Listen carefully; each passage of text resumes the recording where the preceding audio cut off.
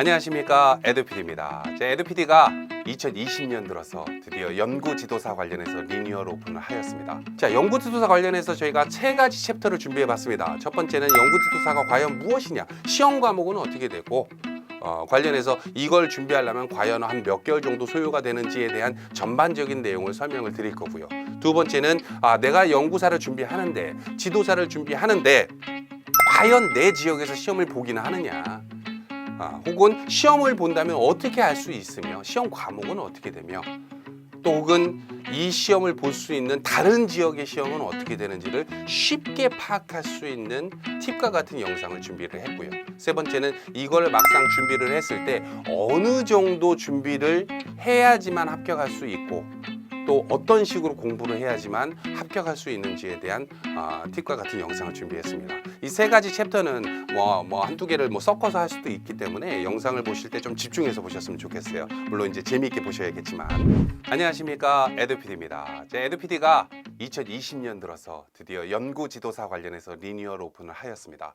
에듀피디가 25년 정도 된 교육기업으로 연구지도사 강의를 한 지는 10년이 넘었는데, 기존에는 이제 7급 기술직 쪽으로 아름아름 일부 직렬만 도와드리고 있다가 저희가 실무진들과 이사진들의 끝없는 설득과 노력 끝에 대단히 규모의 그 자금을 투자 유치를 받게 되어서 연구지도사 쪽으로 신규 리뉴얼 오픈을 하게 되었습니다. 자, 전국에 계신 연구지도사 공무원을 준비하는 분들은 전문적으로 강의하는 곳이 없고, 또 준비할 수 있는 교재가 없어가지고 아주 애를 먹었던 기억이 있으실 거예요. 근데 에듀피디가 지금 2020년을 기점으로 해서 새롭게 전국 최초로 유일하게 연구지도사 전문 사이트를 만들어보자 라고 해가지고 노력을 한 끝에 드디어 오픈하게 되었습니다. 자, 연구지도사라는 건 뭡니까? 흔히 말하는 우리 연구사 중에는 농업연구사만 있는 게 아니라 공업연구사, 보건연구사, 환경연구사 여러 가지 연구사만 있었고, 또 우리 지도사 중에서도 어촌지도사라든지 농촌지도사 여러 가지 직렬이 있습니다. 물론 완벽하지는 않습니다. 아직까지 우리들이 대비시켜드리지 못하는 강의도 있기는 합니다만은, 이런 식으로 연구지도사를 준비하게 된 것, 또 오픈하게 된 것, 그걸 소개하게 된 것을 아주 영광스럽게 생각을 합니다. 자, 에듀피디가 연구지도사 관련해서 기존에 있었던 툴을 깨고 여러 가지 다양한 연구지도사를 준비해 보게 되었는데요. 연구지도사 관련해서 여러분들이 흔히 있기로는 농업연구사가 대표적으로 있고, 또 혹은 농촌지도사만 알고 있는 분들이 있겠지만은, 이렇게 다양하게 공업연구사와 기록연구사, 농업연구사, 보건, 학예, 환경연구사까지 있습니다. 자, 물론 아까도 말씀드렸다시피 어촌 지도사도 있습니다만은, 어촌 지도사는 저희들이 아직은 준비 드리기가 조금은 미흡하기 때문에 오픈을 하지는 않았고요. 농촌 지도사부터 다양하게 구성이 되어 있죠. 자, 흔히 말하는 환경연구사, 2019년까지만 하더라도 우리가 환경연구사 강의가 없었어요. 그러다가 전나은 교수님이라고 환경 쪽에서 가장 몸값이 비싼 교수님을 설득의 설득 끝에 환경연구사 패키지를 도입하게 되었고, 또 마찬가지로 보건연구사의 우리 그 이은석 교수님, 에듀피디가 간호보건식품이라는 코너에서 관련해서 우리 뭡니까, 보건복지부라든지 뭐 방역직, 보건직, 혹은 뭐 식품위생직이라든지 다양한 그 간호보건식품에 관련된 직렬들이 많이 있음에도 불구하고 보건연구사 강의를 하지는 않았었다가, 뭐 솔직히 말씀드리면 돈이 안 되거든요. 보건직 공무원과 보건복지부 공무원과 혹은 뭐 다양하게 뭐 여러 가지 간호직 공무원이라든지 이런 공무원들 중에서 보건연구사를 준비하는 공무원 파이가 굉장히 작습니다. 그래서 같은 돈을 투자하더라도 보건연구사에 투자하는 것보다는 보건복지부라든지 우리 간호직 공무원에 투자하는 것이 훨씬 더 회사로서는 이윤이 남는 거기 때문에 그쪽으로 투자는 안 했었다가, 아까도 말씀드렸다시피 이사진들에 대한 끝없는 설득, 실무진들이 많이 노력을 했죠. 그래서 올해를 기점으로 지금 아마 역학이라든지 나머지 과목들도 공채나 경채에 들어가는, 지금 제 예상으로는 기존에 있었던 보건연구사 기출문제라든지 이런 걸 분석을 해가지고 교수님이 지금도 책을 만들고 있어요.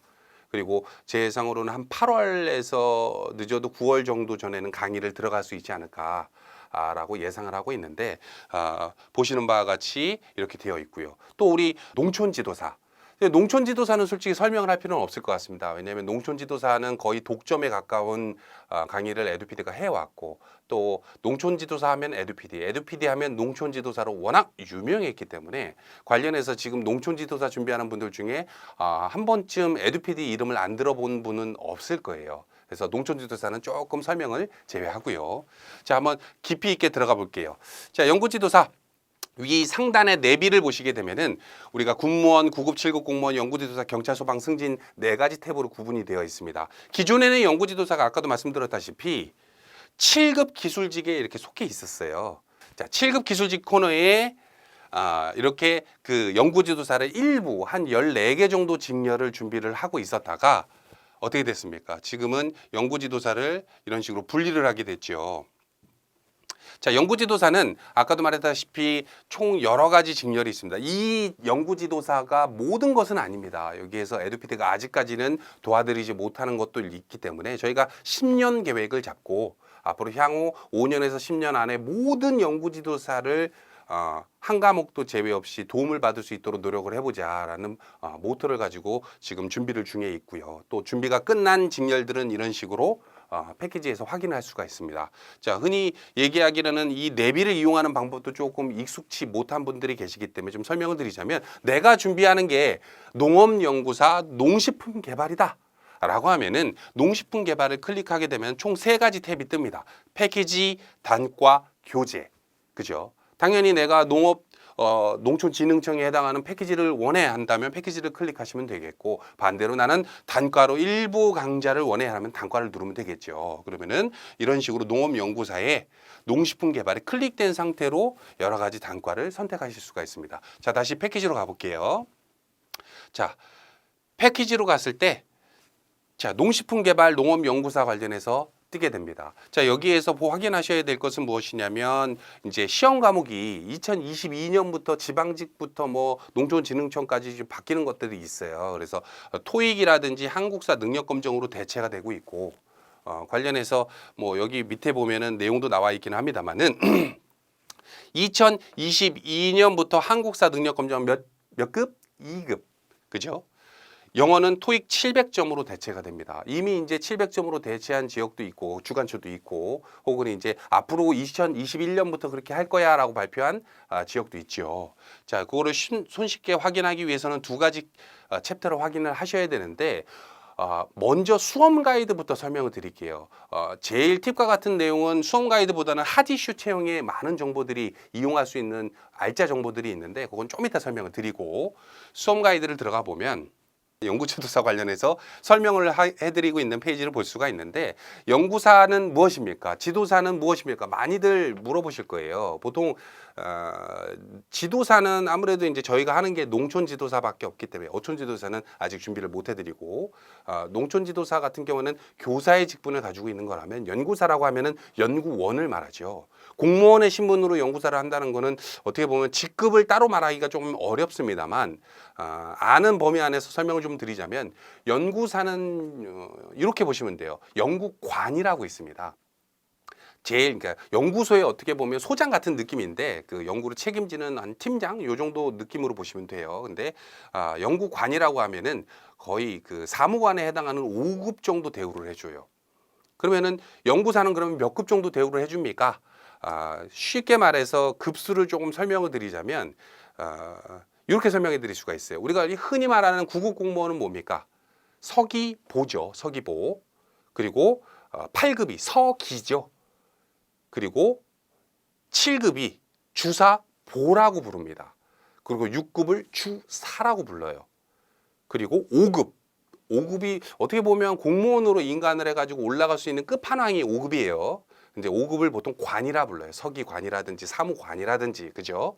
자, 근데 아까도 말씀드렸다시피 연구지도사 관련해서 연구사는 연구관이 제일 높은 직급이라고 말씀드렸죠. 그죠? 자, 그러면은 연구사는 주사에 해당합니다. 주사는 거의 6급이죠. 6급.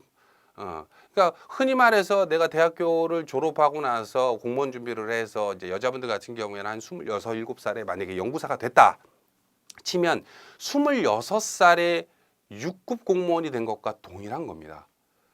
예, 흔히 9급 공무원으로 들어가서 우리가 6급까지 올라가는데 걸리는 시간이 보통 한 15년 이상 걸린다고 봤을 때 40대 중반 이후에 올라갈 수 있는 직급을 한 번에 올라갈 수 있기 때문에 굉장히 여러분들 들어가면 좋은 거예요. 자, 그래서 이런 식으로 급수를 잠깐 설명을 드렸고, 자, 연구 지도사 관련해서 그러면은 응시 조건을 말씀드릴게요. 제가 지도사는 말씀 안 드렸는데 지도사도 급수로 설명드리기는 좀 어려워요. 지도사는 교사와 같은 거예요. 그리고 흔히 말해서 교사 같은 경우에는 우리 학생들을 모아놓고 수업을 하잖아요. 이런 것과 마찬가지로 지도사는 교사의 신분으로 우리 귀농하신 분들을 대상으로 어떻게 합니까? 농사를 짓는 방법이라든지 농촌 생활이라든지 이런 걸 설명해 주시는 분들이기 때문에 관련해서 어떻게 보면 교사다라고 봐도 무방합니다. 자, 이해되시죠? 자, 다시 한번 본론으로 돌아와서 연구 지도사라고 하는 거는 응시 연령 제한이 있습니다. 만 20세 이상이면 되고요. 뭐 상위 제한은 없어요. 다만 이제 정년퇴직이 만 60세니까 만 60세 이전이 되어야겠죠. 그래서 예전에는 뭐 합격하는 분들의 나이대가 조금 다르긴 합니다만 연구 지도사는 좀 특이하게 나이대가 30대 중반에서 40대 초반도 굉장히 많아요. 특히 지도사는 더욱더 그렇고 희한하죠. 자, 그리고 거주지 제한이 국가직에 해당하는 농촌진흥청은 아예 없고요. 지방직은 있는 곳도 있고 없는 곳도 있습니다. 거꾸로 얘기해서 선생님 저는 전북에 사는데 전북 시험을 보기 위해서는 공고문에 이렇게 나와 있어요. 당해년도 1월 1일, 올해가 지금 영상 찍고 있는 게 2020년이니까 2020년 1월 1일부터 최종 시험일까지 전북 도민이거나 아니면 당해년도 1월 1일 이전에 내가 초등학교 때 선생님 2년간 전북에 살았고요. 중학교 때 딴 지역에 이사 갔다가 고등학교 때 다시 와가지고 전북에서 한 2년 더 살아서 총 4년을 살았는데 그럼 돼. 어찌됐건 합쳐서 당해년도 시험 보는 해 1월 1일 이전에 3년 정도 살았으면 3년 이상을 살았으면 이 시험을 볼 수 있는 거주지 제한이라는 게 지방직이에요. 근데 지방마다 조금 연구지도사는 달라. 그것도 좀 이따 설명을 드릴 거예요. 자, 그래서 주간체별로 상이하고 이 주간체별 채용 현황에서 확인 가능하다라고 나와 있죠. 이거 좀 이따 설명 드릴 겁니다. 자, 그리고 시험 절차에 대해서 볼게요. 시험 절차는 보통 그 주간체마다 좀 다릅니다. 하지만 이제 공통적인 면을 모아놓은 거로 응시 원서 접수를 먼저 하게 돼 있어요. 그리고 응시 원서 접수를 하게 되면은 응시 번호가 나오죠. 그 번호를 가지고 필기시험 날짜 필기시험을 보게 되고 필기시험이 끝나게 되면 서류 전형을 보게 됩니다. 서류 전형이라고 하는 거는 연구지도사가 공채도 있고 경채도 있는데 공채는 보통 이제 그 응시 조건이 없는 경우가 많아요. 특히 농촌진흥청 같은 경우에는 전공도 상관없이 막 볼 수 있어. 자, 근데 이제 전공이 아닌 분들은 거의 그 시험을 안 보죠. 연구지도사 쪽으로. 근데 경채 같은 경우에는 혹은 일부 공채에서도 너는 석사야만 돼 혹은 너는 이 관련된 전공 뭐 4년제 이상 2년제 이상 이어야지만 돼 학교장의 추천을 받아야 돼 이런 제한 조건이 있어요. 그 제한 조건이 보통 서류 전형을 통과를 하기 위한 어떤 적부 판결 제한 조건이 석사를 뽑았는데 학사가 시험을 본다든지 이런 경우가 있겠죠. 그거를 말하는 게 서류 전형이고 면접 시험은 모든 것이 통과한 사람을 대상으로 면접을 보고 최종 공무원 인간하게 되지요. 자, 요거에 대한 상세 설명을 한번 들어보도록 할게요. 연구지도사 관련해서 원서 접수를 보통 7,000원 내고 합니다. 7급과 비용은 동일해요. 그래서 원서 접수 기간 동안에 인터넷 원서 접수, 물론 일부 지역에서는 이제 서류로 받는 데도 있는데 거의 99%는 인터넷 접수만 하게 됩니다. 요즘은. 그래서 인터넷 접수로 접수 기간 중에 오전 9시부터 오후 9시 사이에 가능하고요. 그리고 원서 접수 뭐 기간이라든지 내용도 주간체별 채용 현황에서 확인 가능한데 요건 좀 이따 말씀드릴게요. 아까 제가 팝업 2개에서 왼쪽에 있는 팝업을 누르고 여기 들어왔는데 수험 가이드 그거 말고 오른쪽이 뭐 알짜배기 꿀팁이 있다라고 말씀드렸던 그 내용이 전부 다 이쪽이에요. 요건 좀 이따 설명드릴 거고 필기시험 다시 들어가 보겠습니다. 사지선다형 과목당 20문항 물론 전 그 주간체가 다 그렇지는 않습니다. 근데 거의 90% 이상이 이렇게 되는데 어떤 지역은 뭐 오지선다에서 25문항 보는 주간체도 있을 수는 있어요. 근데 보통은 사지선다로 20문항으로 세 과목을 보게 된다면 총 60문항이죠. 그걸 60분 정도 줘요. 시간이 굉장히 짧습니다.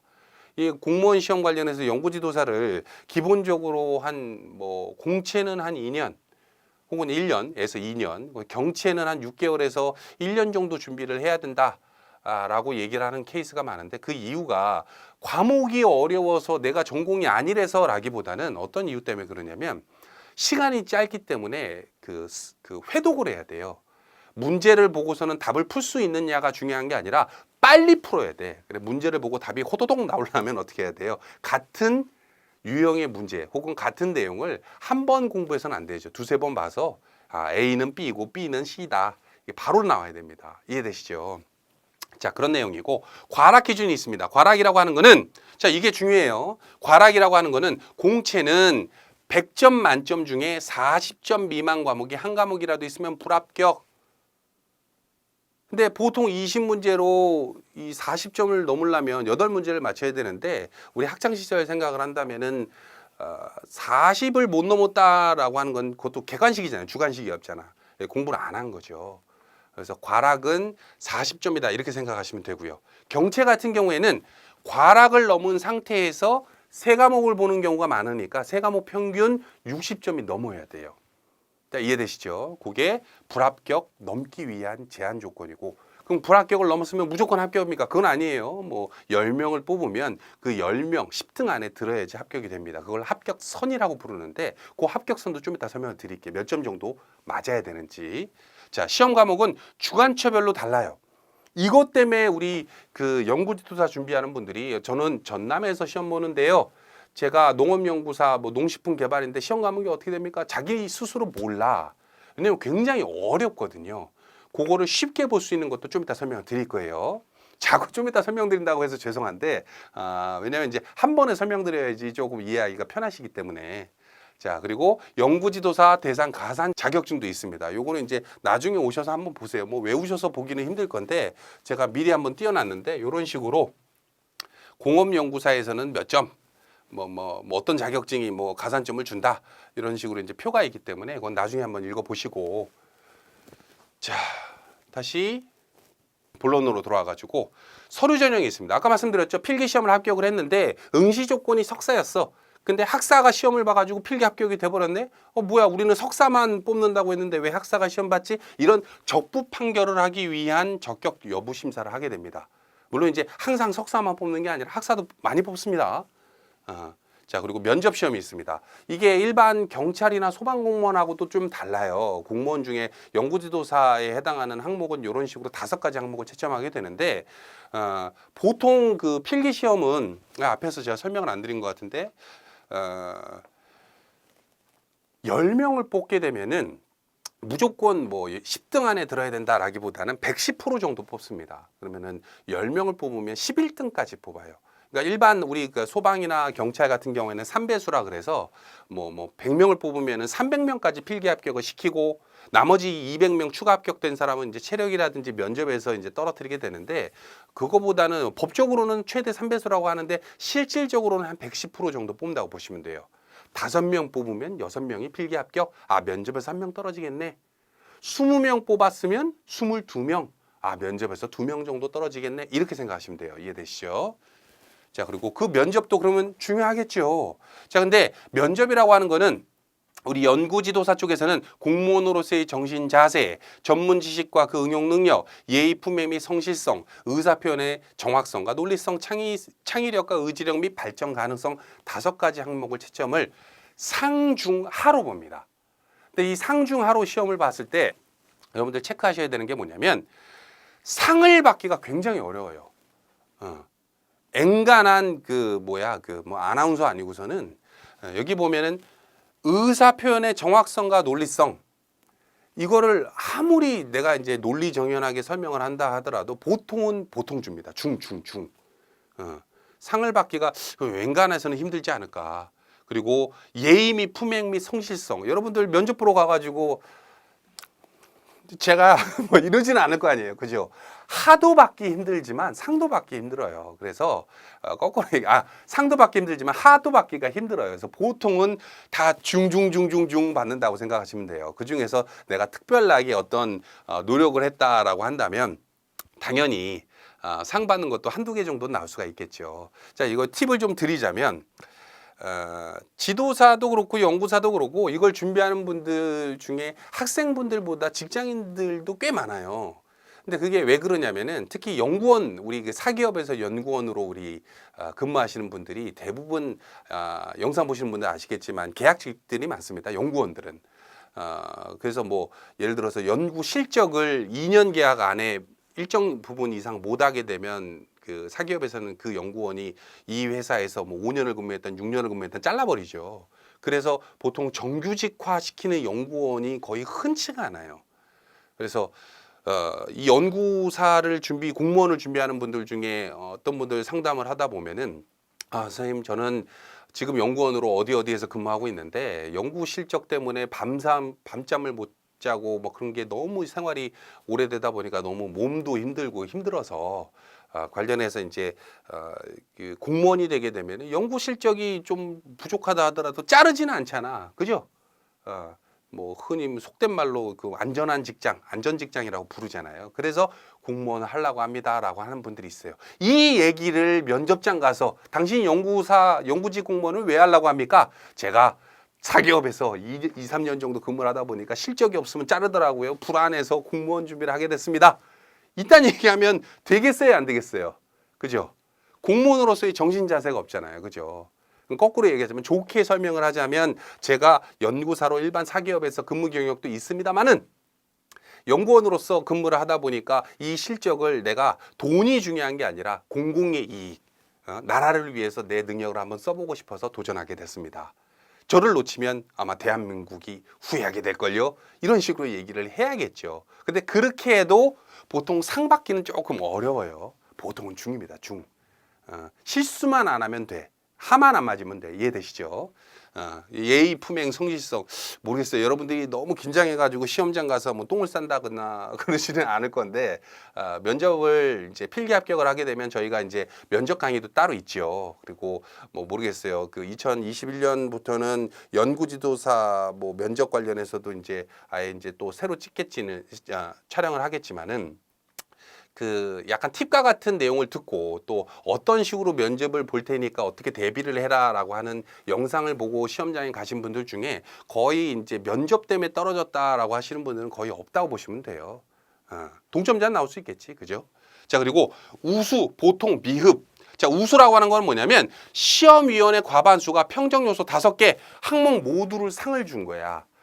거의 그런 케이스가 난 여기서 지금 저도 거의 뭐 한 15년 정도 근무하는데 들은 적이 없어요. 뭐 벌써 황우석 박사 정도 되면 받을라나 상을 어렵지 않을라나. 근데 있을 수는 있겠지만 거의 이제 뭐 현실 속에서는 거의 어렵다. 우수를 받기가 그만큼 보통이 대부분이고, 그죠?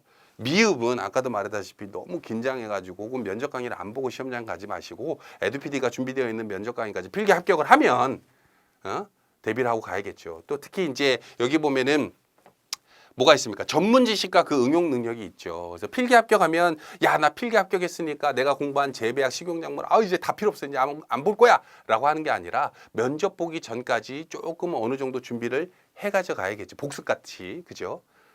당연한 질문을 물어봤는데 대답을 못하고 그러면 안 되잖아요. 그죠? 뭐 피자 생물이 뭡니까? 했는데 피자 생물은 도미노 피자인가요? 막 이러면 안 되잖아. 그죠? 그리고 자, 불합격 기준은 미흡을 받으면 무조건 떨어진다고 봐야 돼. 자, 그럼 거꾸로 말하면 우수를 받으면 그래. 내가 황우석이야. 우수를 받았어. 그럼 어떻게 해? 그럼 우수 받으면 거의 무조건 합격이라 보면 돼요. 그죠? 자, 그러면 합격 기준은 우수나 보통 받은 사람 중에 면접 점수별로 됩니다. 라고 기준되어 있죠. 그리고 최종 합격자는 필기 합격자는 과락을 넘은 상태로 선발 예정 인원의 최대 110%에서 3배수. 아까 설명드렸죠. 10명을 뽑으면 11명까지 11등. 그게 합격선이 됩니다. 그 점수도 어느 지역별로 혹은 주간체별로 점수가 어느 정도는 있어요. 그것도 좀 이따 말씀드리고. 3배수 아니에요. 법적으로는 3배수인데 이걸 최대 3배수이기 때문에 이거 안 채웁니다. 10명 뽑았으면 필기에서 30명 합격합니다. 라고 이해하시면 안 돼요. 자, 그리고 면접 시험 같은 경우에는 아까 말씀드렸다시피 필기 시험 합격자 중 면접의 합격 기준에 부합되는 자, 여기 설명드렸죠. 방금 전에. 그리고 최종 합격은 필기 점수와 상관없이 면접 점수가 높은 자로 채용 인원 범위 안에서 결정. 이렇게 진행이 되게 됩니다. 선생님, 근데 우수는 별로 안 받는다면서요. 보통 받는다면서요. 그러면은 11명 중에 다 보통 받으면 11명이 전부 다 보통 받으면 어떻게 되는 겁니까? 그랬을 때 필기 점수 고득점자 순으로 됩니다. 자, 그래서 좀 안정권으로 합격하려면 선생님, 제 지역에서는 경남에서는 연구지도사 작물로서 11명을 뽑았는데 필기 합격을 11명이 했는데 그 11등 하신 분 점수가 85점이더라고요. 근데 저는 89점 정도 맞았는데 괜찮을까요? 그럼 실수만 안 하면 돼, 면접장에 가서. 그럼 거의 떨어질 일이 없습니다. 선생님, 저는 합격선이 85점인데 저 아슬아슬하게 85점이에요. 어떻게 해야 돼? 면접 준비를 더 열심히 준비해야 돼. 이해되시죠? 무슨 소린지. 예. 필기 점수는 그래서 좀 여유 있게 좀 높이 맞으셔라. 그래서 좀 이따 제가 지역별로 합격선이 요 정도는 맞아야 됩니다라고 설명을 드릴 건데 그 점수에서 플러스 1, 2점 정도는 더 맞는 게 좋습니다. 자, 됐죠? 자, 그리고 자, 요거 좀 잠깐 닫고 아까도 말씀드렸다시피 중간중간에 좀 이따 설명드릴게요 하면서 막 이런 거 있었잖아. 그게 우리 그 패키지 수강 페이지에서는 오른쪽에 있는 핫 이슈 페이지에서 누를 수가 있어요. 자, 들어가 보면 이런 식으로 군무원, 9급, 7급, 연구지도사 구분해 놨죠. 전부 다 이 표를 만들어 놓는데 이거를 작업한 직원이 막 죽을라 그랬어요. 왜냐면 공고문 하나하나 다 뜯어 말려서 막 분석해야 되거든. 근데 지금 연구지도사 쪽으로 이런 표를 준비되어 있는 곳이 아마 에듀피디밖에 없을 거예요. 처음에 이거 만들 때 실무진들이 우리가 이거 만들면은 분명히 허접한 곳에서 우리 거 그냥 홀딱 뺏겨가지고 쓸 거다. 카페 블로그에서만 다 퍼뜨릴 거다. 그러니 이걸 공개하지 말고 우리끼리만 보자. 막 이런 얘기도 나왔었어요. 근데 솔직히 어떻게 하겠어요. 근데 이거를 우리끼리만 알면은 일반 수험생들은 이거를 알기 위해서 돈을 내야 된다는 거야. 그죠? 그래서 그냥 그러지 말고 이런 수험 정보는 어찌됐건 에듀피디의 어떤 브랜드 가치를 위해서 그냥 공개를 하자라고 해서 공개를 한 건데 내용을 좀 볼게요. 공무원 관련해서 연구지도사 지역별로 찾을 수 있게끔 버튼을 만들어 놨습니다. 좀 쉽게 설명드리자면 선생님, 저는 전남에 사는데요. 그럼 전남 누르면 되지. 그죠? 전남 눌렀더니 2020년도 전남이 시험을 이렇게 보는구나. 그 중에서 공채와 경채가 이렇게 나눠지는구나. 경채는 약간 보이실까 모르겠습니다만은 경채는 약간 색깔이 이렇게 주황색이고 공채는 약간 빨간색으로 되어 있어요. 자, 여기에서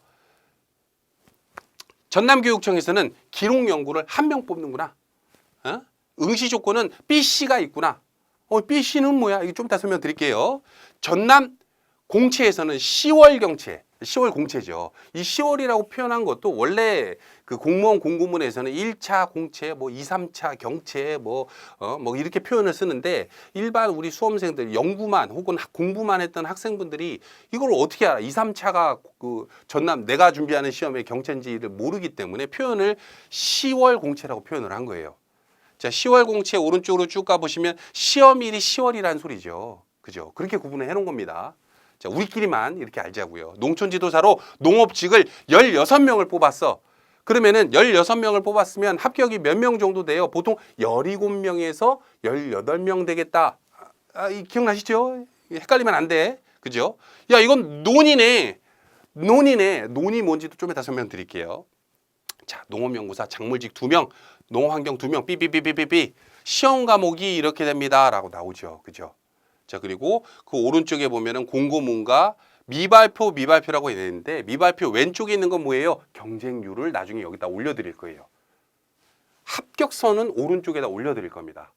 자, 지금 있는 거 중에서 이미 발표된 지역도 한번 있으니까 한번 볼까요? 어디 볼까요? 전북 한번 볼게요. 전북에서 전북 경채를 4월 달에 전북 경채가 있었는데, 그죠? 학예 일반 1명 BD 시험 과목은 이렇게 되고 원서 접수일이 3월 9일에서 3월 13일이었는데 공고문이 선생님 4월 경채라면서요. 시험이 8월 29일인데요. 일정이 변경돼서 그래요. 원래 처음에는 4월에 시험을 보려고 하다가 코로나 때문에 4월이 아니라 8월 29일로 변경시켜 놓은 거죠. 이해되시죠? 접수는 끝났잖아. 그러나 그죠? 원서 접수는 어차피 인터넷으로 하니까 접수는 했으나 시험 경쟁률이 41대 1, 46대 1, 33.5대 1 이런 식으로 나오는 거예요. 선생님, 연구 지도사가 이게 어떻게 된 겁니까? 44대 1이라니요. 공무원 경쟁률 굉장히 높네요. 라고 생각하시는 분들이 있을 수 있는데, 이 경쟁률이라고 하는 거는 응시 접수율을 말해요. 그래서 쉬운 말로 한 명을 뽑는데 시험 접수를 13명이 하잖아요. 그러면 그 13명 중에 13명 중에 시험장에 안 가는 분들이 보통 25% 정도 돼요. 3명에서 4명 정도가 시험장에 안 갑니다. 그럼 13대 1이 아니라 9대 1로 줄죠. 9명만 시험장에 가니까. 그리고 아까 말씀드렸다시피 제가 과락 얘기 드렸잖아요. 한 과목이라도 40점 못 넘으면 안 된다. 기억나시죠? 그 40점을 못 넘는다는 건 공부를 안 했다는 소리잖아. 그 사람들이 보통 시험장 가신 분들의 50% 정도 돼요. 그러면 한 명을 뽑는데 9명이 시험장에 가서 과락을 4명에서 5명을 맞아. 그럼 결국 경쟁률은 4대 1 정도로 줄게 되거든. 이해되시죠? 그리고 그 4명 중에서도 어떤 사람은 51점 맞았을 것이고 어떤 사람은 88점 맞았을 것이고, 그죠? 그럼 88점 맞는 사람이 50점 맞은 사람은 경쟁자로 치면 안 되겠죠. 그래서 공무원 시험은 경쟁률보다 중요한 게 바로 합격선입니다. 이 오른쪽에 붙을 거. 그것도 좀 이따 설명드릴게요. 자, 그러면은 보다 보면 좀 희한한 거 보셨을 거예요. 선생님, 자꾸 보다 보니까 과목도 알겠고, 공고문이랑 시험 일정 변경도 알겠고, 원서 접수 기간도 알겠고, 경쟁률도 알겠는데, BD 뭡니까? BD. 응시 조건이라는데, BD 뭐예요? BD. 자, 그거는 뭐냐면, 다시 탑으로 올라가 볼게요. 밑으로 조금 내려가 보면, 보통 연구지도사의 응시 조건을 이런 식으로 탭에 한 6개로 나눠놨어요. 첫 번째는 non, 응시 조건이 없음. 전공 제한도 없고 아무것도 없어. 그냥 시험 보면 돼. 20세만 넘으면 돼. 선생님, 저는 고졸인데요. 상관없어. non이잖아, non. 이해되시죠? A형, 관련 분야 전문대 이상의 졸업자. 전문대학, 그죠? 자, B형, 관련 분야 전문대학 제외 4년제 졸업한 사람만 볼 수 있다는 거예요. 그죠? 그리고 C형은 관련 분야 석사 이상. D형은 학교장의 추천. 자, 그러면은 BD는 뭡니까? BD는 관련 분야 4년제 이상 졸업자이면서 그 학교의 학교장으로부터 이 학생은 우리 학교 졸업생이 맞고 이 관련 분야로 졸업한 사람이 맞습니다. 도장 꽝 받을 수 있는 사람만 시험 볼 수 있다는 거예요. BD가. 이해되죠? 무슨 소리인지? 그럼 E는 뭡니까? E는 거주지 제한이 없음. 제가 아까 처음에 말씀드렸잖아요. 거주지 제한은 전북 시험을 보려면 어떻게 됩니까? 선생님, 저는 전북에 1월 1일부터 시험일까지 살았는데요. 라거나 1월 1일 이전에 3년 이상 살았거나, 그게 거주지 제한이잖아요. 그죠? 자, 그래서 선생님, 저는 전북에 사는데 전남 시험 볼 수 있습니까? 못 봐. 그 해마다 달라. 자, 근데 좀 재밌는 게 경기도 한번 볼게요. 경기도를 가봤더니 선생님, 뭐가 이렇게 많네.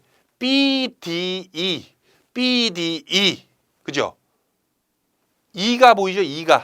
E는 뭡니까? 거주지 제한 없음. 그럼 선생님, 저는 전남 시험 보는데, 전남 시험은 8월 달에 시험 보는데 작물직인데 시험 과목이 똑같은 경기도가 2가 붙었더라고요. 거주지 제한이 없더라고요. 그러면은 경기도 시험 볼 수 있나요? 볼 수 있습니다. 이걸 놓쳐, 이거를.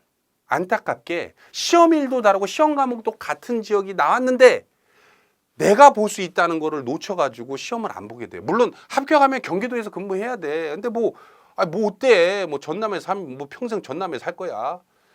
경기도에서 살면 되지. 평생 직장이 책임져 줬는데. 그래요, 안 그래요? 그죠? 그래서 여러분들이 이 표를 보셨을 때 이라는 표현, 거주지 제한이 없다라는 표현을 좀 보셨으면 좋겠어요. 이해되시죠? BD는 뭐예요, 선생님? BCDE는 뭐고 BDE는 뭐예요? 아까 봤잖아, 우리. 그죠? 그러니까 B는 뭡니까? 전문대학 제외. C는 뭡니까? 석사. D는 뭡니까? 학교장의 추천. 그죠?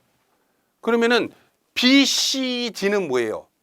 관련 분야 전공을 하고 석사까지 가진 상태로 학교장 추천을 받아야지만 되는 거예요. 그죠?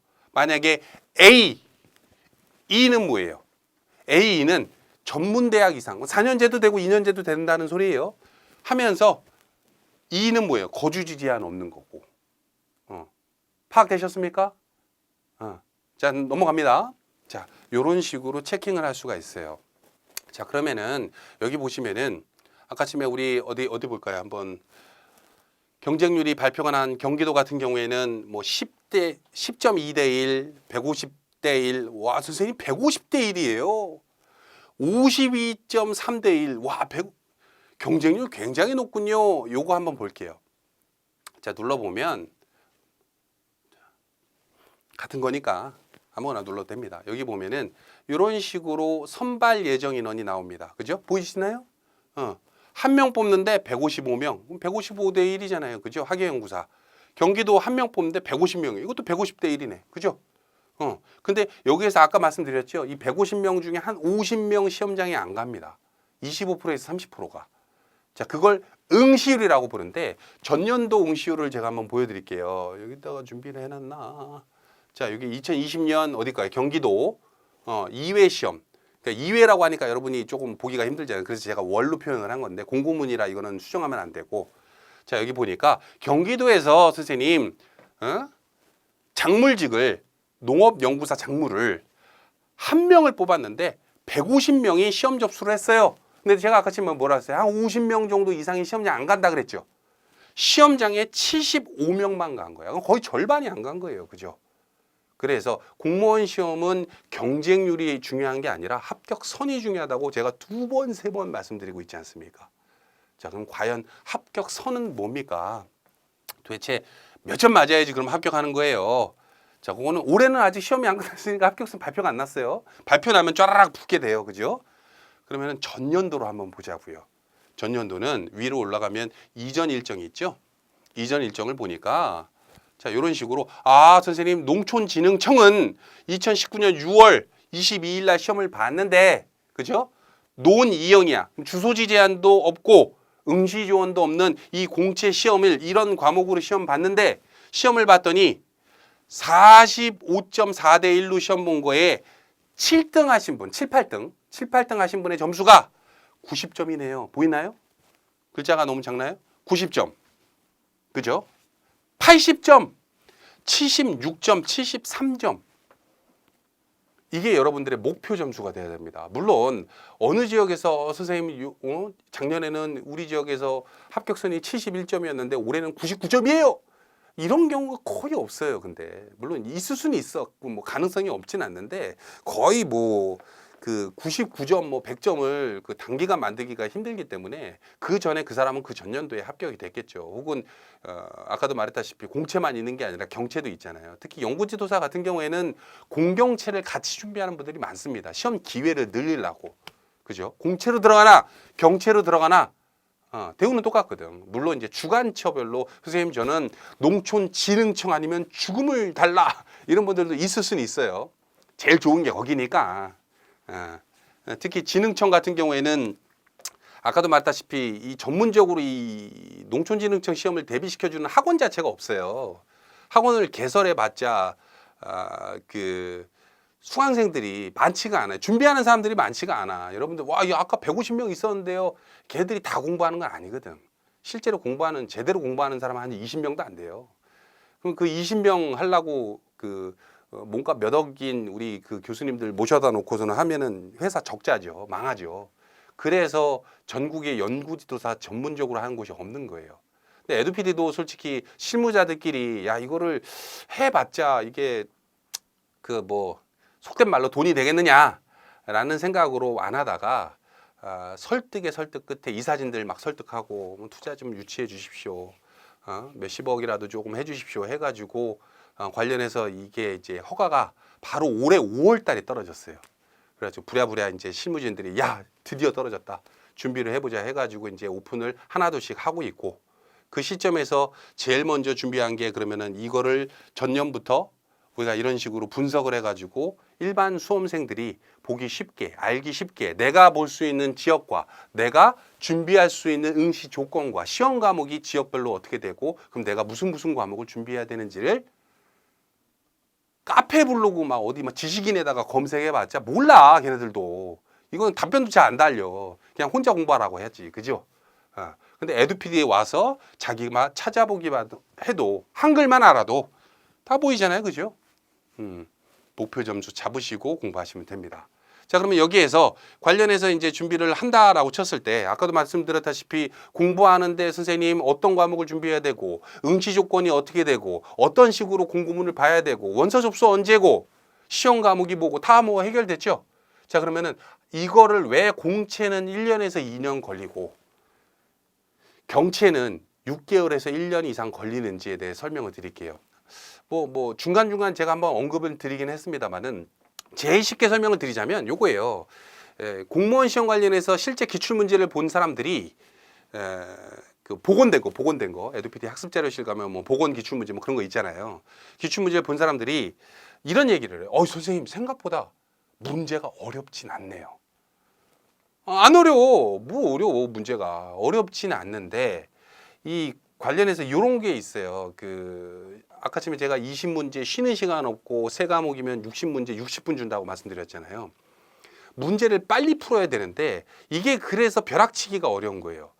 이 공부를 솔직히 이제 강의를 이제 세 과목을 공부한다 혹은 두 과목을 공부한다라고 해가지고 준비한 분들이 강의를 그냥 하루 종일 이용만 했을 때 걸리는 시간이 뭐 모르겠어요. 한 달이면 다 이용해. 뭐 하루 종일 공부했는데 한 달이면 다 보지.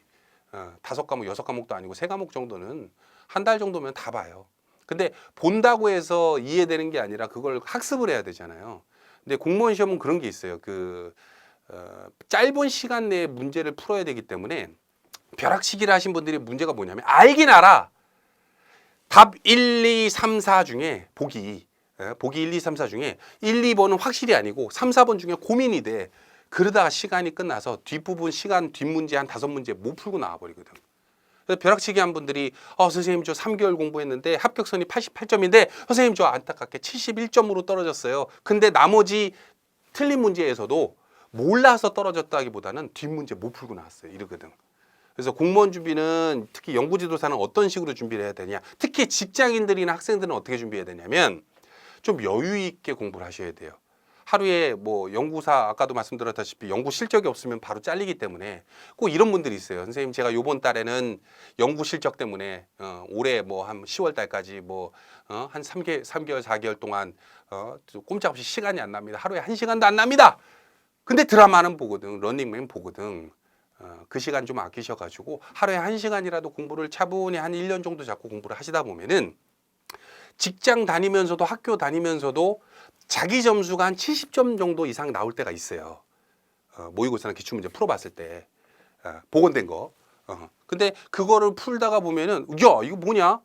내가 목표하는 농촌진흥청 점수가 80점에서 그 뭐 면접에서도 합격해야 되니까 한 82, 3점 잡았는데 내가 지금 75점 나와.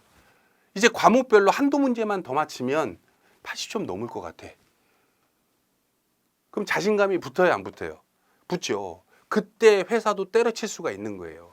특히 이제 연구지도사 준비하는 분들 중에 남자분들 그 결혼하신 분들 같은 경우에는 나이가 30대 넘으신 분들 가정이 있고 책임질 처자식이 있고 이런 분들 같은 경우에는 쉽사리 지금 다니고 있는 연구지도사 때려치지 못해요. 왜냐하면 그 사기업에서 그 때려치게 되면 경력 단절이 일어날까봐 조금 그 두려워한단 말이에요. 근데 그런 분들 같은 경우에는 평생 그 사슬을 못 끊어. 그러지 마시고 조금이라도 차분차분하게 공부를 하셔서 한 70에서 75점 정도 만들게 되면 와이프한테도 야 영희야 여보 내가 지금 한 82점 정도 맞으면 합격하는 시험이 있는데 내가 지금 75점 정도 나오는데 이제 과목별로 한두 문제만 더 맞추면 되는데 시험이 올해 한 3, 4개월 뒤야. 내가 직장 때려치고 공부한다면 충분히 올해 끝을 낼 수 있을 것 같아 라고 할 때 본격적으로 직장을 때려치고 공부할 수가 있는 거예요. 그죠? 그랬을 때 보통 합격이 좀 여유 있게 됐다. 물론 뭐 내 주위에서 선생님 저 3개월 만에 합격한 내 친구가 있는데 그런 애도 있지 당연히. 보면 알겠지만 합격선도 어떤 건 90점이고 어떤 건 73점이고 막 이래요. 그죠? 그러면 선생님 그럼 농업 경영을 하면 73점으로 합격할 수 있는 겁니까? 농업 경영 같은 경우에는 농업 경제학, 농업 경영학, 농산물 가격론, 농업 정책학이 전국에서 강의하는 곳이 없어. 대학교 학교 수업했던 걸로만 공부를 해야 되고 채용 인원도 뽑을 때도 있고 안 뽑을 때도 있단 말이야. 그래서 점수가 낮은 거예요. 그러면 거꾸로 얘기하면 그러면 이렇게 90점, 80점대 나오는 거는 그러면 공부할 과목이 있는데 그래서 높은 거면 그것도 맞는 얘기예요. 보통 그래서 에듀피디끼리 경쟁 붙은 적도 있어요. 2018년, 17년도에 농촌진흥청 합격이 1명 뽑았나, 2명 뽑았나 했는데 거기 합격자가 이제 막 나왔는데 그 인원이 다 에듀피디 직원 저기 공부한 수험생이야. 저 면접을 질문을 하는데 근데 요번에 2명 뽑았는데 3명이 합격해가지고 불안합니다. 셋 다 그렇게 한 거야. 나중에 이제 우리끼리 이제 얘기하다 보니까 뭐야 나도 그 전화 받았는데 3명 다 우리 거식이네. 근데 뭐 물론 이제 좀 안타깝게 1명은 이제 좀 다시 한번 공부를 하시긴 하셨지만 그분도 2019년에 합격을 했어요. 그리고 이제 합격한 분들이 농촌진흥청에 이제 합격 수기라고 해가지고 영상이랑 사진도 찍었었는데 진흥청은 좀 특이하게 그 합격 수기 사진 올리게 되면은 딱 3개월 뒤에 내려달라고 공문이 내려와요. 그래서 올릴 수가 없어요. 진흥청도 그러고 일부 그 어디 법원행정처라든지 그런 데도 그러고. 그래서 뭐 진흥청 시험이든 연구지도사는 에듀피디가 꽉 잡고 있으니 좀 믿고 공부를 좀 해 주셔라. 여러분들이 해 주실 거는 에듀피디에서 추천해드리는 강의를 안 보고 교재만 가지고 혹은 본인이 가지고 있는 지식만 가지고도 충분히 합격을 할 수 있습니다. 공무원 시험 그렇게 어렵지 않아요. 하지만 에듀피디에서 자신 있게 추천해드리는 강의를 이용해서 그 기간을 4년 걸릴 거 2년 만에, 2년 걸릴 거 1년 만에, 1년 걸릴 걸 6개월 만에 효과적으로 좀 더 확실하게 합격을 하셔라 라는 말씀이고, 에듀피디에서 준비를 안 하신다 하더라도 방금 말씀드린 이런 표라든지 이런 내용은 무료로 지금 에듀피디에 떠 있기 때문에 언제든지 이용하시고, 잘못된 정보로 조금 뭐라고 해야 될까요? 아쉽게 시험 기회를 놓치지 마시고 필수로 볼 수 있는 시험은 다 접수를 해서 자기의 인생이 바뀌는 기회를 삼으셨으면 좋겠습니다. 여기까지 할까요? 감사합니다.